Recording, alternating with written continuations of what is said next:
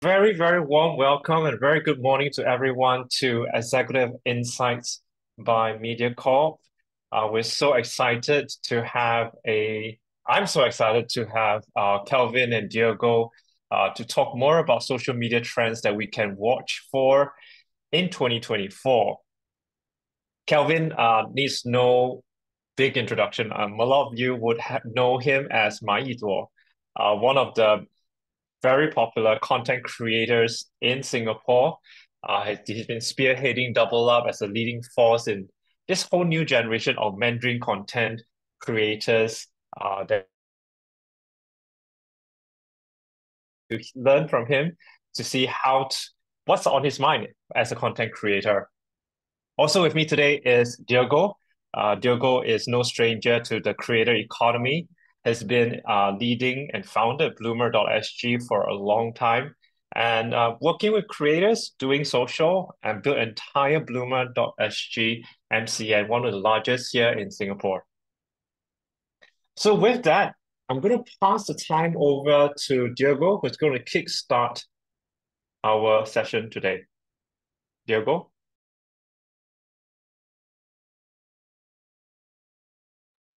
Morning, everyone. I think for a start today, we're going to launch a poll that you can see in the screen.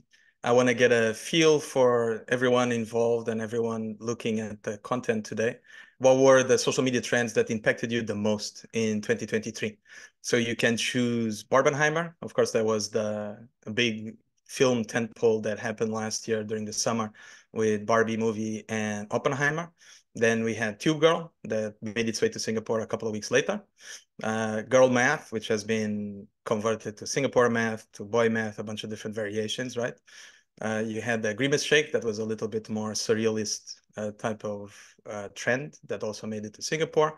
And then, of course, the Israel-Palestine conflict and all the content that was across social throughout the year. So you can just choose whichever you think was the one that impacted you the most. I know which one did to me and the content that a lot of our creators made last year, right? But I'm not gonna bias the poll. Chris, for you, any of them that you thought was great? I was Tube Gold actually caught my attention at the beginning of the year. Sorry, I'm such a I wouldn't say boomer, but I'm such a millennial. I was like wondering what on earth is a Tube Girl until I started watching all this content. It's just hilarious. And the other one is actually Girl Math. Thankfully, my wife doesn't think that way. I was very worried that I would go one day to the train and then in Singapore with it entirely full, people trying to do the thing. But in the UK train, in Japan, and a couple of different places, there were several videos that had hundreds of millions of views, either on TikTok or on Instagram last year. It was insane. Cool. I think we have. Oh, okay. So almost half of you, Israel, Palestine. So I'm guessing a lot of you look at newsworthy content on your socials. But there's a mix then of Girl Math, Barbenheimer as well. Cool. That can inform you then how many people are looking at the type of content you're looking across social. And we'll go through a few of the trends that we saw this year as well and last year. So I'm going to be discussing a few things. I'm going to try to be as fast as possible. And then, of course, you can get to hear Kelvin and Chris. I'm going to go over the social media content space on how it is currently, what trended, obviously, then some other content basics that you should look out for, how your content can be found, the type of platforms you should be looking at. And then, of course, Singapore AI, which is the big topic of conversation for the past year and will be continuing that for the next few years. And then a few of predictions of what I think will be the main content pieces for 2024. So exactly like Barbenheimer, the internet has become a paradox, right? So there's a dichotomy happening across every single type of topic that people try to discuss either on TikTok, on Instagram, YouTube, or any other social media platform, right? So some days you are becoming a maximalist and you have frou-frou heads and a bunch of crazy stuff like Barbie. And at the same time, you try to fight the rich. You need to be a minimalist and try to have very plain type of clothes, right? So you can barbify your life, but at the same time, consumerism is becoming a no-no word on social. So you need to be a little bit more artistic on how you present it. Then things that happened last year that kind of puzzled us. Brandless branding was all the rage again. So it tends to come back every few months.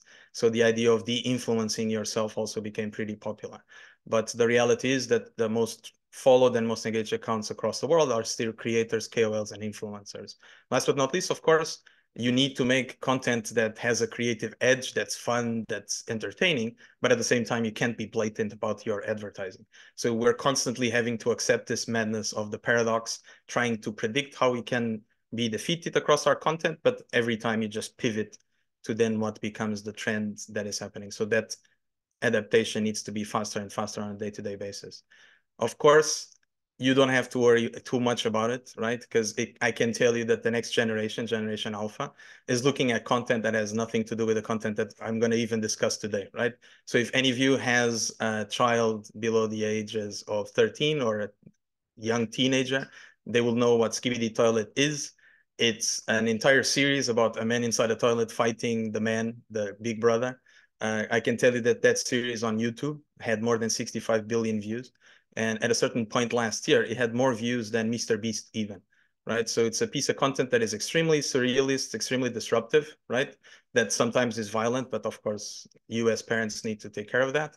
But it teaches you how your kids are learning content and the type of content that they'll be watching on social for the future. So a lot of the topics that we look out for last year was, of course, then the generational war. So if you're a Gen Alpha, Gen X, Gen Z, Gen Y, whatever it is, a lot of the content that people produce on social tend to always joke about the differences between generations. I'm not a big fan of that type of content, to be honest, because most of the times they highlight my flaws very blatantly. So it's the type of stuff that I look with a closed eye and then skip it. But one of the things that is happening as well is a lot of old trends that if you've been on 4chan or Reddit for the past 20 years, you would know that they're popping up again, right? So there's a huge blurred line between what real content was a few years ago and what content is now as commercial and social content. So that barrier is starting to dissipate across everything that exists on social media. One of the things that is becoming a bit different is the edge between content products and the direct-to-consumer relationship, right? So TikTok with TikTok Shop goes direct to consumer. The KOLs, influencers have their own shops. They go direct to consumer. So a lot of the content that most brands are doing is direct to consumer as a first level entry to that barrier between a brand and the consumer. Likewise, a lot of the real content that has happened in last year. Sorry, Chaifong, you have a question? I think we can stop for questions afterwards. For now, I can try to be as clear as possible. Yeah? Okay.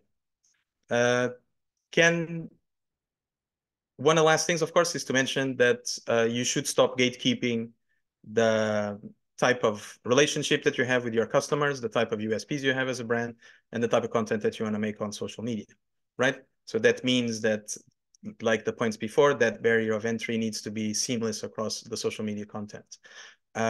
One of the key aspects of a lot of the things that you do now need to be 100% mobile focused. So most Singaporeans are 5.5 hours a day on mobile. So the content they're watching is vertical the majority of the time. The majority of the interactions they have with apps and content and anything to do with social media is 100% mobile. Even the acquisitions and the ROI of all of the content and all the products that are being sold are going to the mobile platforms. So that also means that attention and ROI or money spent might not be an equivalent on social media. So the same way as the social media content is a paradox, the reality is that TikTok, for example, is the least used platform worldwide out of the top 5, right? But the reality is that it's the one that makes the most money, both with TikTok Shop, direct to consumer, and ad spend currently for a lot of the brands. That also means that the social behaviors of our consumers and the people that are consuming your content on social media hasn't really changed. So you just need to focus on the type of topics, the type of content, and the type of creativity that exists in each platform, and then make your content accordingly, right? So Instagram is still community building. It's still your friends. You broadcast and note a lot of the content that you make, right? And you have a bunch of features now that you can co-create, collaborate, and work with different people on the content that you're making. TikTok specifically, it's the news bulletin, the hype train of 2020, of the 2020 generation, right? Anything that is searchable, anything that is an insight or topic level type of conversation is happening on that platform. YouTube, on the other hand, is becoming a much more AI-driven creative platform. So a lot of the Google strategy of implementing AI in content launches first on YouTube Shorts and YouTube as a platform, and then it spreads across all of its products, right? So Instagram and TikTok are also incorporating those strategies, but at a little slower pace. Of course, then if you have the type of content that people are looking at, the type of platforms, the type of strategies that you have for social, then what is actually changing for 2024? Content is definitely becoming longer. TikTok is a perfect example of this. They started with 15 seconds, 30 seconds a minute content. Now they have unlimited posting. They have 15-minute limits for some of the content creators, and it's definitely becoming longer and longer. So what we see as a pattern is new platform comes into play, reduces the level of attention, but then needs to monetize or advertise and increases the length of time across all of the content. The reality is as well, like last year, this year it will not change. The rawness and the creativity of the content can't be manufactured, right? Everything is a remix of something that has already existed, but likewise, if something becomes a new trend, immediately it becomes remixed across all of the platforms. So you need to keep out, look for that. And then obviously, you need to keep your content simple. You need to make it easily accessible, findable. So use keywords, descriptions, everything that is necessary for your audience to know what they're looking at, and not basically advertising your product, but interacting with them on social. So just to double click on that point, specifically for searchability and searching content, to my point prior, any type of new news that happens across Singapore and the world, majority of Gen Z, millennials, and now the rest of the population that is starting to be added on TikTok, go to TikTok to look at what is happening, right? So what they search for, what they look at, what type of products they want to buy, what news is happening, how they can basically look at the trends and the conversations that people are talking about, and how does that inform their day-to-day opinions, right? So to that, then their trust and opinion of brands starts to appear as a fundamental factor of how you get found on TikTok specifically. Okay. Are Singaporeans different? Not really, right? The reality is that they use the same platforms as everyone else around the world, just a different distribution. YouTube is still king in Singapore currently, has the broadest appeal across generations. But the reality is that TikTok has already broken the half of the country mark last year. So it grew from 48% to 55%. What that means is that gaining of the ground is making the content then on YouTube, Facebook, and Instagram be impacted by the type of trends that happen on TikTok as well. But you need to always remember then where you're putting your content, what you're going to do, and how your audience is going to look at the type of stuff that you are doing. Let's now dig deeper into what I think will be the biggest trend for 2024, the same way as we saw a little bit of it in 2023. AI is here. AI is here to stay, right? And everyone is starting to use it across. So one of the key aspects of it, which is something that Mediacorp has been using now for a decade with platforms like Synthesio, Digimind, and a bunch of others, now with Chris, with SocialHub, we are implementing the AI insights and knowledge base of a lot of our users, creators, and audience, and try to figure out what is the audience, how it can be influenced, what type of data we can get from it, and how we can make better creative. To creative, I'm going to show you an example of Mike, who is Mediacorp's AI host. So you can see and try to tell me afterwards if you can see if it's an AI voice or not. Being safe in the Kia Niro Hybrid is easy. It's class-leading in safety, with features like 8 airbags and smart cruise control that give you peace of mind. Plus, blind spot and collision avoidance assist systems keep you safe on the move, even when you can't react in time. From just $169,999, it's easily the safest by yet. Kia Niro Hybrid, easy by nature. Drive it at the Cycle and Carriage Kia showroom. Terms apply. I can tell you, as someone that started to use the AI voice on TikTok a couple of years ago, this sounds nothing like it, right? So the technology is getting to a point where the accent is perfect, the time between words is perfect. We have news that is told in AI. We have several different type of pieces across Mediacorp, and our creators use it regularly, right? Last but not least, of course, AI is changing the variation and the quality of your content ideas. ChatGPT has been an amazing source of inspiration, right? Not to use it as a copy of what it says, but it gives you an opinion on a lot of different ideas that you might have, and basically you can then highlight the best type of things that you have, right? So across all of this that we've been using, that audiences are getting used to as well, the reality is that of course then people will abuse it, which is one of the things that we need to be careful as content creators and as brands, and how to jump on it. I don't know if you saw Taylor Swift, for example, had a viral deep fake video that was spread a couple of weeks ago that became hugely problematic last week, and now is going to the American Congress, where they need to figure out what is the legislation on content that has AI distribution and AI creative, right? Last week, the two most popular posts on TikTok was Paris and the Opera Sydney house on fire, which was a disturbing sight to see the moment that you open your app, right? So if all of you watched the Israel-Palestine content, that probably was in your feed as well. Last but not least, you saw the Pope and the controversy of the Catholic Church fighting back against AI and how content needs to be made by humans, right? But the reality is that all of us now need to incorporate the tools that we can use, right? After the talk, we can have a discussion on what tools you can use as a brand or what Mediacorp is using as a corporation. But the fundamental aspect of it is that it then gives us some information on how we can predict of how the market is going to act with a lot of the content, right? So, of course, it's just the beginning. But in my opinion, if you don't humanify the content that you are making, make it prove that you are a human behind it, people will not interact with it, right? It's already starting to happen with a lot of content creators that are using AI as distribution and editing, that the traction is very high in the beginning, but it tends to peter off, right? So as a brand, if you are then thinking, oh, I'm going to automate all of my content and then everything is done, it's not going to work, right? So that means as well that you as a brand need to look out for the trends and the type of things that are happening on social that are being activations and different types of ways that the audience is engaged at, right?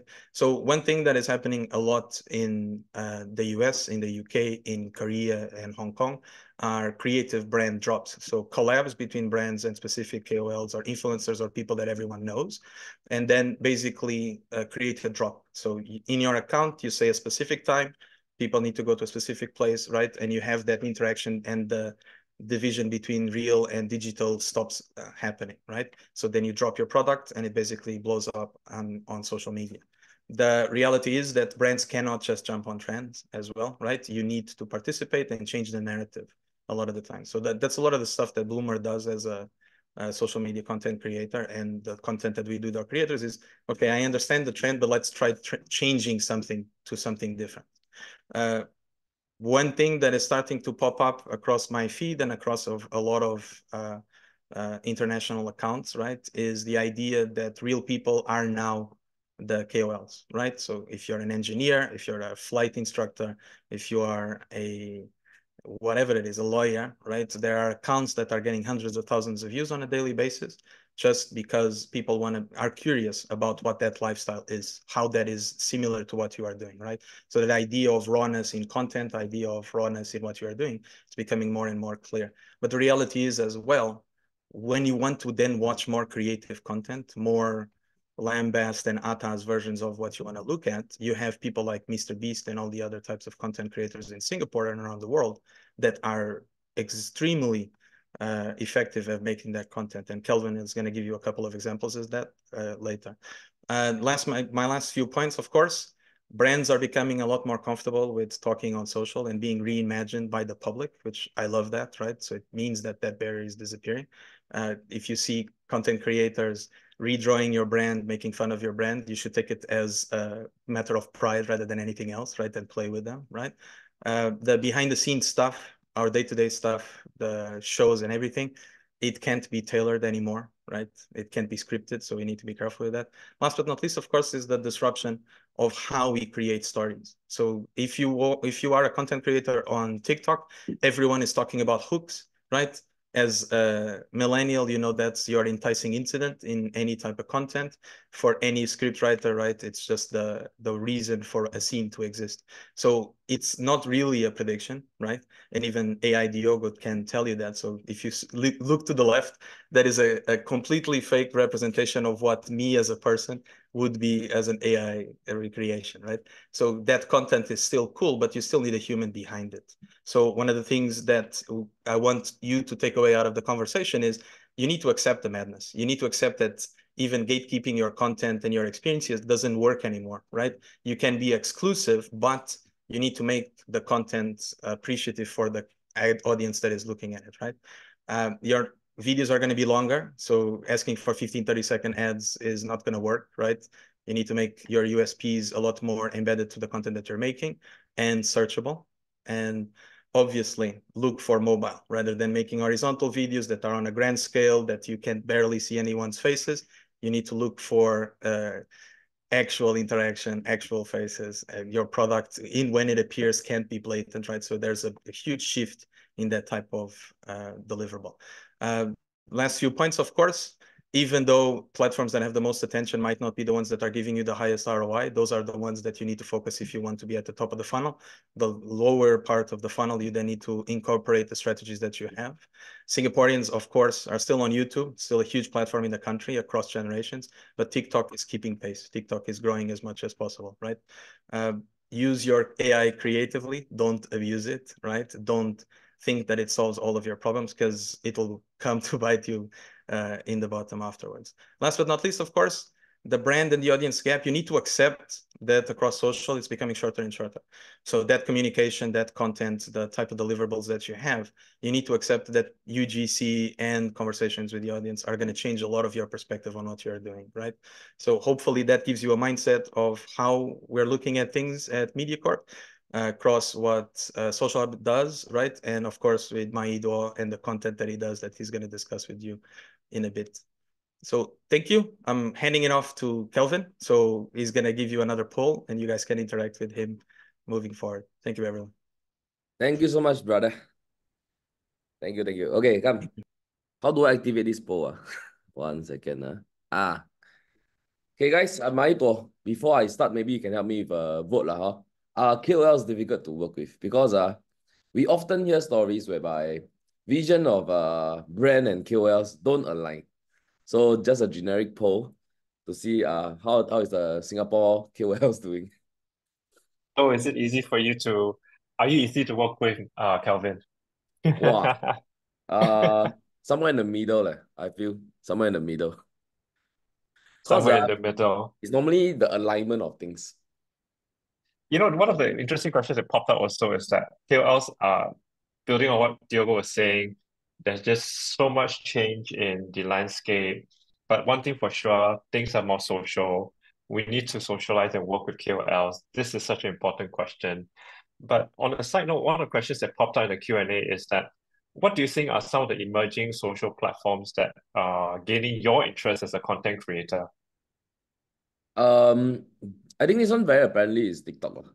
I think if any brands or companies that's still not into TikTok, right, then it's now still not too late. But if you miss the last train now, then it's going to be very, very hard to catch up. Yeah, because that's true. That's also spending habits have changed. Wow. Let's see what everybody's talking about now. Maybe. Hey, I love it. Like only 10% says no. I'm very sorry. I apologize for all my fellow creators if they give you any unpleasant experience. Okay. Chris, you got anything else for me? If not, I will start the slides proper. Oh, good. Go for it. Okay, sure. Come. Okay.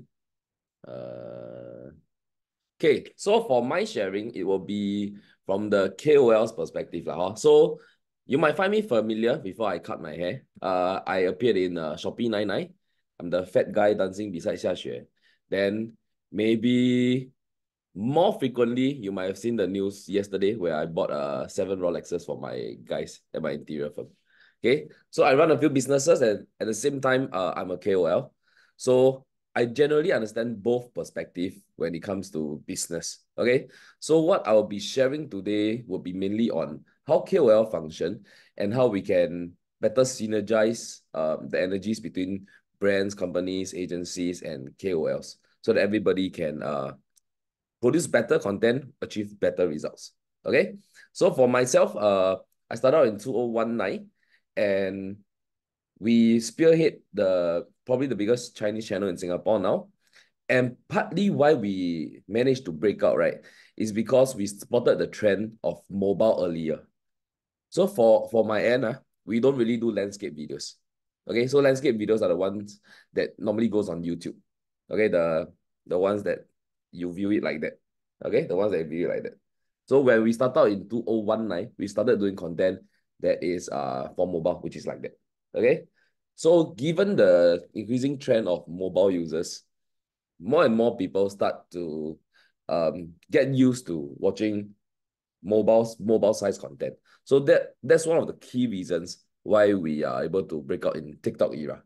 Okay, so after 4 years, my personal account I think have about coming to 100,000 on TikTok. Then on all the other platforms, we have about 50-60,000. Okay, so what is the role of KOL in a brand partnership? So normally, for myself, when brands come to us, they more or less they already have a few candidates in mind. Okay, out of these few candidates, they normally get the quotation so that everything fits their budget. Then they want to hear what they have in mind if they work together. Okay, so for brand partnership nowadays, I realize that it is very clear that who they want to target for a specific product launch or specific service launch, okay, or a campaign launch. So for example, let's say for myself, I have a bigger percentage following of male. It's about 70% male, 30% female. Okay, so my followers are male-centric. So normally brands who want to work with me, they want to sell or promote male-related products like shavers, male shampoo, etc. Okay, so what we normally do is we go through the whole campaign process with them. So from ideation, execution, and delivery. So at this moment, you must be thinking, hey, KOLs charge so much. Okay, then why are they so expensive? Why they are so difficult to work with? And why you should be working with KOLs? Okay, so let me clear the air for my fellow KOLs. Okay, so for bigger KOLs that you can recognize or you can put a name to, generically, they have a specific content direction. Okay, so for myself, I do comedy. So normally people associate me with comedy, Chinese comedy, and there are creators like Monga Bong. Okay, for example, she does lifestyle content and nowadays more mommy content. Okay, so we also have other creators who probably does news, probably does travel. Okay, so everybody is specific in their particular content direction. Okay, so normally when brands want to work with a KOL, the KOL will want to maintain his or her image in the content directive, and at the same time they want to weave your content in, okay, or with the message that you guys want to bring across. So for campaign planning wise, right, ideation, what we normally do after a confirmation is we will prepare a script or a video flow for the client, okay? Then we normally go through discussions to make the messaging clearer, make the campaign brief more aligned. Then there will normally be draft 2, and if need be, draft 3. So the ideation process normally take about 2 to 3 weeks, okay? Then we go to execution. Execution will be the shoot itself and the editing. So what I want to put across is that every KOL have their individual style, okay? So I run a few business as well, so we also engage KOL. So my train of thought as a business owner and as a KOL is let the KOL do what he do, okay, or what she do. The only thing that the brand need to ensure is the fact checking and making sure that your messaging or campaign brief is aligned. How they put out the content creatively, how they map that, let the KOL go and handle that aspect. Because the KOL will know his or her audience better than the brand itself. So when I engage, let's say 10 KOLs for a campaign that I want to launch, I normally just send them the campaign brief. They will weave the campaign brief within their usual content. Why within? So for example, if you are following a travel blogger or a travel vlogger, okay, that you like the content that he or she put out, So normally when they weave content in, right, they will start off with their usual content style, and maybe 40 seconds into the travel vlog, then they insert, oh, by the way, as I travel, I like to drink this coffee. Why this coffee is good? Because this coffee, blah, blah, blah, blah, blah. Okay, so viewers understand that creators also need money to survive. So if you are working with a travel creator, this is normally how they weave it in. Don't force them to do it in a particular way that doesn't look like him or her. Normally the results, right, won't be so good. Okay. So recently for myself, we did experiment doing something different from the client perspective. End up the views weren't great. Okay. We only doing like 6,000-7,000 on TikTok, while my average on TikTok is about 100,000 views per video. Okay. Then we go back to execution, which is the filming and the editing of the videos. Okay, so KOLs normally they edit or shoot the video themselves. Then some bigger ones, they have a team to help them. But generically, whatever you're engaging for KOL for is 包干了啦, it's all in one. You're paying for the talent fee, scripting fee, production fee, everything within one and using their platform. So technically, we are not very expensive. Okay. And on delivery end, I think this is very important to what Diogo said. Platform matters. Okay, platform do matters. So for example, right, TikTok is now up and coming for UGC, okay, user generated content for fast checkouts. Instagram now is a current mix, because Instagram 10 plus years ago when I started using, when they first came out, right, it's all about aesthetic photos. Okay, it's always about aesthetic photos. Then until I think about 2-3 years back when Meta launched an annual report announcing that they are losing followers to TikTok. Okay, so on the algorithm end, they actually did tweak something. So now IG Reels, okay, IG Reels, short videos, actually run very, very well on Instagram and Facebook. So they are trying to get back into the game and trying to catch up. So you need to know what kind of content go where. Okay, so personally, nowadays, engagement for us is mainly on TikTok. Okay, out of 10 engagements, I think 9 is on TikTok. Okay, only 9, 9, yeah, 9 is on TikTok. The one normally will ask for an Instagram post. But generically, from my POV, is that videos are here to stay. Okay, photos don't really work that well anymore unless it's being run as an ad. So platform do matter. Choose carefully where you want your thing to go up on. And when you map the campaign brief for the KOL, it should be discussed and mapped already. Okay, let me go to the next slide. Trends and brand narratives. Okay, nowadays, what clients or what agencies like to do, from my experience is that there's a lot of loading videos. Okay, I will go into details on what exactly a loading video is, but what they like to do is they let the creator have their free flow of their organic content, which is good because they tap on the existing audience that is used to watching a KOL's content. So let's say they engage 10 KOLs, then they let them do their organic content, which may be 3 minutes long, 4 minutes long, okay? Then they will cut that 4-minute video into a 1-minute video or a 30-second video to use as ads, okay? So the case study here, we will have Prism. Okay, anyone in Singapore has definitely heard of Prism. When it first came out, everybody's thinking, who is this random brand trying to sell us a television? Okay, anyhow, buy from overseas, put your logo, then they start to sell. Why would this work? Okay, obviously they have proven everyone wrong. Okay, they are now one of the biggest seller in Singapore for television, and now they have also expanded to aircon, I think ceiling fan, etc., etc. Okay, so what they did right was their marketing model, which they were the early adopters of loading video. Okay, so if you guys have been using social media, be it Instagram, Facebook, TikTok, right, you would have probably seen a lot of KOLs, a lot of celebrities introducing their television at the very, very early times.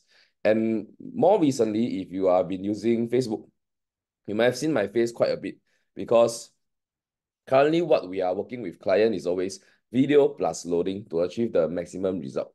Okay, so I'll go into the details. So for those that didn't know, for Meta, they actually have an ads library. So to me as a business owner, This is very important, okay? And for KOLs, they can also reference if you need them to refer, okay? So what is actually the Meta Ads library? Okay, so once you go to the Meta Ads library, it shows all the advertisement that's on Meta now, okay? There's everything there. So if I go and search for Prism, right, I can see all the different advertisements that Prism is running. So for example, right, we have 900 results, which means at one point of time, they are running at least 900 different advertisements. Some may be completed, some might not be. So they do a lot of ad testing. So for example, if you see the left ones, okay, you realize these are two similar videos, okay? So, and it says this ad has multiple versions. So most likely they are testing this ad or maybe one side on the older age group, one side on the younger age group, or one side on the female age group, or one side on the male age group, okay? And sometimes it's the same video with different copywriting. Let me go to the next page. Okay, so what did Prism do, right? And what are loading videos? Okay, loading videos are video advertisements that normally have a first 5-second hook to hook you in. Okay, then they'll go into the video of explaining or promoting a specific brand or product. Okay, so Prism one, there was one era, if everybody is familiar, they'll probably open the door. They say, hello, welcome to my house. Wow, the TV is so big. Yeah, they have been using this kind of concept on KOLs, on celebrity. Okay, so how they normally collaborate is that they will ask for the KOL to do a video, okay, maybe for a job itself, then they trim down the video as advertisement. So what is important is the ad testing, because they need to test this specific KOL, okay, suitable for what kind of audience, okay? They load the video with the KOL. Why KOLs? Because KOL normally give a sense of security there, okay? Which means, hey, this brand work with this KOL. They look better, they look proper, okay? So there's a sense of it's like your friend recommend you something, you know that. So if you have been following a KOL for some time now, you are very used to seeing their content every day, their stories, their personal life. Then when they introduce something, you feel affiliation. So when they say something, you are more inclined to buy. Okay. So Prism did this right. And for all their loading videos, they will include a call to action. Okay. Their call to action for Prism has always been stocks are running low. Okay. Or this one is our final promotion for this year. Or they will have a very big price slash. Original price $1,999, today only $28, that kind. Okay, so you need to map your content right so that you can reach organic contents from the KOL and you can repurpose the content for ad testing. Current campaign brief. Okay, so current campaign agencies are getting very smart nowadays. So instead of hiring, let's say, 50 different KOLs, they now go into very, very particular sector. So for example, if today I want to sell black coffee, for example, I will go and look for different profiles. What do I mean by different profiles? I will find a KOL, right, that has a male audience. I will find a KOL that has female audience. I'll find a KOL that has 50-50 audience. Then one with an older audience, one with a younger audience, one with a travel audience, etc. I'll map into all these details. Okay. Then instead of just engaging them one-off, nowadays agencies or campaign briefs, they normally ask for one video, okay, with another edited version of the advertisement one.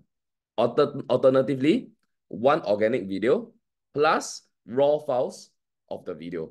Why raw files? Because when they do the ad testing, right, they want to try different variations of ads. So they might want to edit the first 5 seconds differently, okay? So the first 5 seconds, maybe the first one, they want to try slamming this on the table, bam, okay? The next 5 seconds, they want to try another version. So they want to get all these files to try. Okay, so these are the campaign briefs that we are receiving. And yeah, so if you are still structuring your campaign based on postings alone, is not enough. Okay, videos are here to stay. Then you just need to map your campaign brief well so that the KOLs know what to do. So the key observations on my end is there are mainly a few kinds of main campaigns. The first one is branding and messaging. So this one normally comes with bigger brands that have a message to spread across, or we can talk about government entities. So like the one we did recently is like, for example, anti-scam. Okay, there have been a lot of scam cases. So they will normally want us to curate a video to inform about what are some of the scams and what you should take note of. Then they will use the same content, trim it down, and run advertisements. Okay. Then the next kind is campaign focus. Okay, campaign focus take up a big percentage of KOL jobs. For example, product launches or new services or basically new things. Okay, or they want to specifically promote something. Then the last one would be nowadays everybody wants flexibility, which means organic content plus the option to use your content as advertisement. Okay, so coming from a KOL perspective, I need to let you guys know that KOLs do charge for loading fee. What are loading fees? Loading fees are digital usage rights. In short, so for example, today I promote I do a content for black coffee. Okay, then we allow the usage of this video for advertisement, let's say for 3 months. Okay, so within that 3 months, I won't be able to take up a new campaign for black coffee. So this is why creators charge for the loading fee, because it's a opportunity cost loss there, probably. Okay, yeah, so it is fair and square, I believe, to both brands and creators. Then yeah, I think that's all on my end. I think I overrun already. Thanks, Kelvin. And I absolutely love how you've been very honest and candid. The whole thing of Prism, in fact, Prism won a SMMA award recently, just reflecting again how successful their campaigns were and their KOL strategy is. Just really curious, Kelvin, as a creator, as an influencer, as a KOL, how do you, I mean, I think you come to a stage where you also start to know who are the brands that work for you, you should work with, and who are those that you probably might want to reconsider. How does the decision making come across? How do you make that decision? Oh, generically, so long you got money, can already. but okay, there are a few things that we are very careful with. For example, investments, finance. These are what we call red zone. So we will do our homework and do our due diligence before we take on any of such jobs. Then of course, illegal things cannot market lah. There are like gambling websites that offer us ridiculous amount of money. Yeah, but we cannot take it's just not socially responsible. Yeah, actually, I love the answer because even as creators, you work hard to understand the brand as you try to marry that with your audience, which is why I think a lot of questions that's been popping up on the Q&A, asking like about who are the creators we should work with, how should we work creators, and even asking things about how do we reach out to how do we get our brand messaging and tonality across. One of the things that I'm learning as I hear you and hear Diogo talk about, it's a huge paradigm shift that creators are not a media channel. They're actually creators and influencers and humans. They are part of the brand community that we're trying to build, and not just, here's my brief, answer to my brief, do what I want you to do, and full stop. Because through that process, the audience will know. The audience will know that Mayiduo is not Mayiduo in this post, and they'll just not engage with it. It's just wasted money. But when we get that formula right, we start to see a huge impact that influencers and KOLs can bring to the table. Definitely. Speaking of which, I mean, here's another poll questions. Just wondering for everybody who's in the audience today, how much of your ad spend is actually allocated for influencer marketing? We've heard how important social is, how important influencers is. How much money are you spending? I always think where you spend your money talks louder than all the theories we can say here.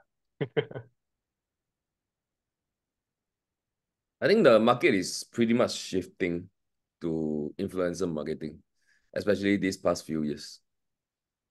Yeah, I mean, the example you gave of Prism is like a social first, KOL first, but importantly, it doesn't just stay with KOLs or just stay with influencers. Like how you say, right? They clip it into multiple clips and they test. So there's a KOL play and there's a media play there. All right. Let's see. Let's see how's the results coming along.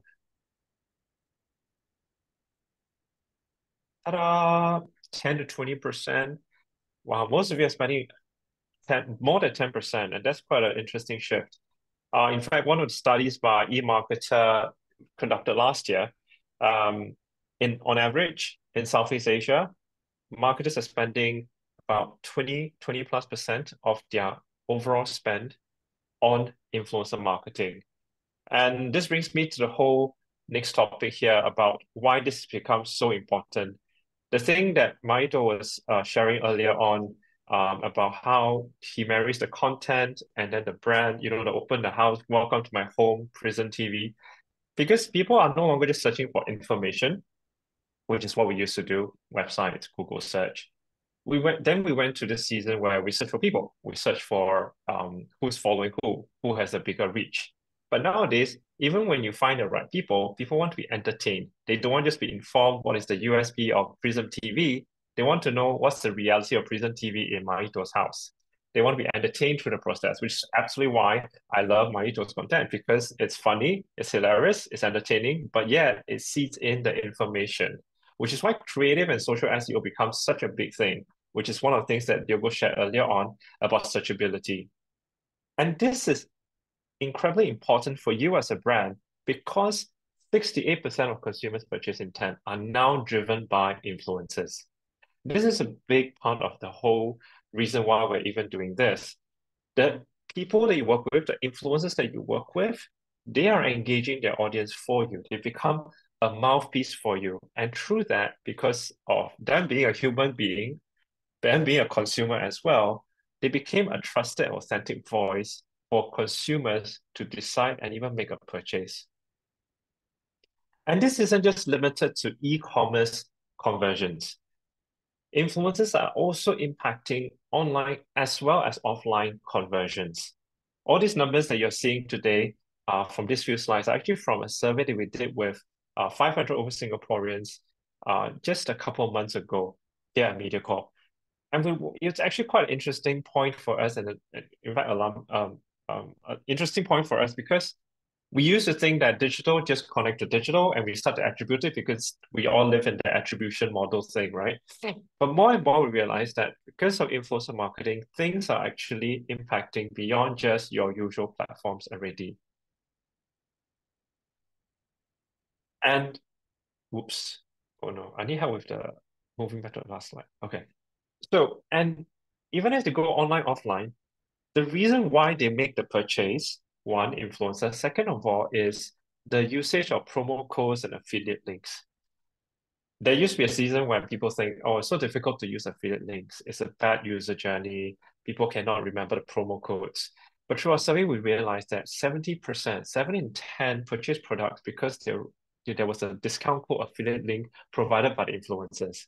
They might not use the discount code in the store, but the thing about the discount code triggers another reason for them to actually make a purchase. But here's an important part, a very critical point to bring home. 40% of consumers didn't make a purchase because what was being presented by the influencer and what they are as a consumer, what they're interested in as a consumer, don't align. So here's the thing.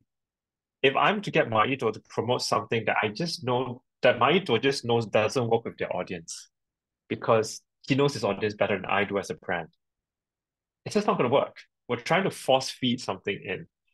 And hence being able to understand and work with our KOLs to understand their audience, who ultimately is the brand's consumers, is important. Besides budget constraints, the difference in preference is going to drive consumers away if we don't get this equation right. Which is why when we look at who to engage, previously we said, how does KOLs choose brands? Then the question also, how should brands choose the right influencers? There are just so many data points out there for us to consider, both from the pre-campaign point of view, the audience and influencers' interests, who are they, where are they, what kind of content are they consuming, working with the creators.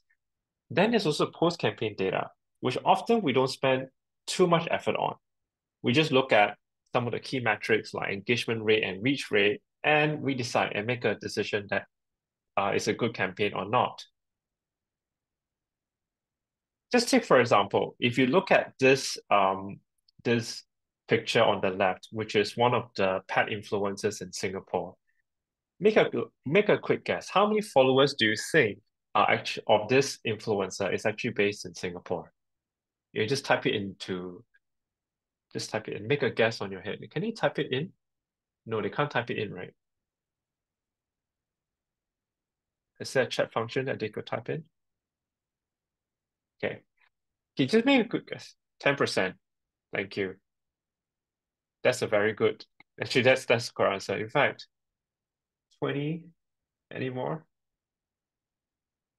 Okay, I'm going to pause for like 5 seconds to let people just make a guess. 10%, 10%, 10%. You guys probably think this is a trick question, and you're actually right. Oops. The answer is actually 13% of the followers of this pet influencer are based in Singapore. Even though on a picture, on the content, on the feed, everything looks like, okay, this is a Singapore-related KOL. I should work with this. And even the location is based in Singapore. But only when we look at the data on where the geography is, then we start to go like, oh, actually it's not. And then if I'm trying to promote this for an event on ground in Singapore, it doesn't make that effective as compared to someone with more followers based in Singapore. So that's the pre-campaign analysis. Now post-campaign analysis. So this is one of the campaigns that we did recently. They engaged 3 KOLs. The numbers of followers are on the first line, followed by how much it cost, the reach of these KOL in the campaign, and the engagement rate. We even included the benchmark for the industry that this campaign was based. So if you are a brand marketer, which most of you are, how would you say about this campaign? Would you say it did well? It didn't do well? Would you say that KOL 1 and 2 is someone I want to work with more? If we were to ask this question of who is the KOL that you would want to work for in the next campaign, who would you choose? Just type in a chat. Is it 1, 2, or 3? KOL 3. Kelvin, who would you choose? Sorry? Choose one Who KOL. would you choose? Yeah. Let me see. KOL 1. 1. So Yeah. you're like Charlene. Charlene thinks it's 1 as well. You know, the answer is actually none of the above. So one of the things that we do here at Mediacorp SocialHub is we look at all the different data points, cost per reach, reach rate, engagement rate, cost per engagement, multiple 10 over data points, and consolidate it into this score called SPS or Social Performance Score to then determine whether this KOL is doing well, not just for the brand versus, let's say, McDonald's versus McDonald's last year, but how this KOL is performing against all its peers in this sector and across all the different sectors. Ultimately, what we want to do is by consolidating all the different points, all the data points, we can start to measure the performance and the suitability of a KOL for a brand. And that's absolutely important, not just to see how well your campaign did, but for this case, in this example here, we actually engage a whole list of KOLs on the left-hand side, and those that highlighted green are actually those who did well for the campaign. The key word here is that it's not that the rest are not good, it's just how suitable they are in running a campaign for this brand in the future. So for those who did well, then we decided, hey, who are the other KOLs in the whole influencer creator space who have similar audience profile as these? And based on that, we will be able to grow the community of influence that we can work with that are suitable for the brand to drive all the metrics that we talked about. And importantly, this helps to optimize and improve the cost efficacy of the campaign and for the brand. So what did we talk about with this short time that I have with you? Important number one is influencers are conversion catalysts. Do not think that influencers are just about branding and awareness and stop there. I think all of us are very, very focused on conversions, and influencers and personalities are such an important part of the equation today.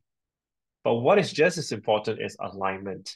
It's not just about what I want as a brand and then working with a KOL to be my media channel to drive my message across. It's about the alignment of the brand, the KOLs, and the audience. What are they interested in? It has to align in order to drive that conversion. And in order for us to appreciate what has happened and what is good or not, is the strategic analysis for success. Is at the end of the day, how we measure not just one data point or two, but look holistically at all the different data points to measure success and optimize from there. And if we look at the entire sharing today, I think there are three key takeaways that I want all of us to bring back home. Number one, we need to realize that there are lots of changes. It's a lot of, I would say, chaotic in some ways, but we need to be open to embrace and experiment and evolve with creators and the platforms. There are some questions about what is the next platform? Is it Xiaohongshu? Is it Lemonade and all those things? Platforms are going to come, platforms are going to go. Some of us remember Be Real. Some of us remember some other platforms. It came, it went. But there are some that we know are clearly dominant and will continue to grow. For example, TikTok. We need to embrace how things are changing and evolve with it as a brand together with the creators. We need to deepen relationships with our audience and with the creators. Because at the end of the day, while we have our brand message, the message has to go through these creators to get to our audience. And last but not least, leverage on data. Data is so important, and they are here to serve our needs as a brand, to optimize and to bring performance for us.